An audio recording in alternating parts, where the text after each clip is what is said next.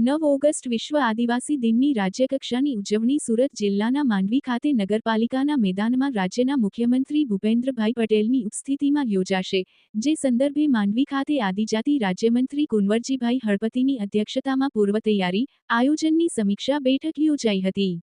બેઠકમાં ઉપસ્થિત અધિકારીઓ અને પદાધિકારીઓને સંબોધતા મંત્રીએ જણાવ્યું હતું કે માંડવી ખાતે આદિવાસી દિનની ઉજવણી મુખ્યમંત્રીશ્રીની ઉપસ્થિતિમાં ભવ્યાતિભવ્ય રીતે થશે। કાર્યક્રમ સુપેરે પાર પડે એ માટે તેમણે સૌને પરસ્પર સંકલનમાં રહી કામગીરી કરવા અનુરોધ કરી દરેકને સોંપવામાં આવેલી કામગીરી ગંભીરતાથી કરવા માટે તાકીદ કરી હતી।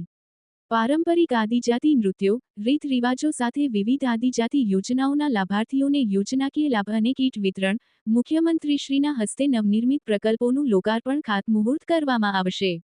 સાથોસાથ આદિવાસી બહેનો દ્વારા મુખ્યમંત્રીશ્રીને રાખડી બાંધી રક્ષાબંધનના પવિત્ર તહેવારને પણ એ દિવસે આવરી લેવાનું આયોજન હોવાનું જણાવ્યું હતું। આદિજાતિ આગેવાન અર્જુનભાઈ ચૌધરીએ આ કાર્યક્રમમાં પરસ્પર સાથ સહકારથી કાર્યક્રમને સફળ બનાવવા સૌને અનુરોધ કર્યો હતો। પ્રાંત અધિકારી કૌશિક જાદવે પણ ઉપયોગી સૂચનો કરી માર્ગદર્શન આપ્યું હતું। બેઠકમાં લાભાર્થીઓની યાદી તૈયાર કરવા, સાંસ્કૃતિક કાર્યક્રમો, મંડપ અને બેઠક વ્યવસ્થા, રેલી યોજવા, પાર્કિંગ, પીવાના પાણીની વ્યવસ્થા સહિતના મુદ્દે વ્યાપક સમીક્ષા કરવામાં આવી હતી।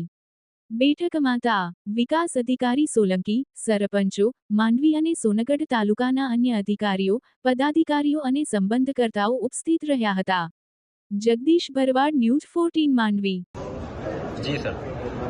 ગુજરાતના મૃદુ અને મક્કમ સ્વભાવના મુખ્યમંત્રી ભૂપેન્દ્રભાઈ પટેલ સાહેબ માંડવીના પાટાગણમાં પધારી રહ્યા હોય, તારીખ 9 ઓગસ્ટ 2025ના રોજ આદિવાસી દિન નિમિત્તે ઉજવણીમાં ભાગ લઈ રહ્યા છે, ત્યારે અમે સૌ બધા આદિવાસી અને સરકારી તંત્ર પદાધિકારીશ્રીઓ સૌ સાથે મળીને આયોજન કર્યું હતું કે આપણે માંડવી વિધાનસભાની અંદર વધુમાં વધુ સંખ્યા કઈ રીતે ભેગી થાય અને આદિવાસી દિવસની ઉજવણી કઈ રીતે કરી શકીએ તેના માટેનું પ્લાનિંગની આ મિટિંગ હતી।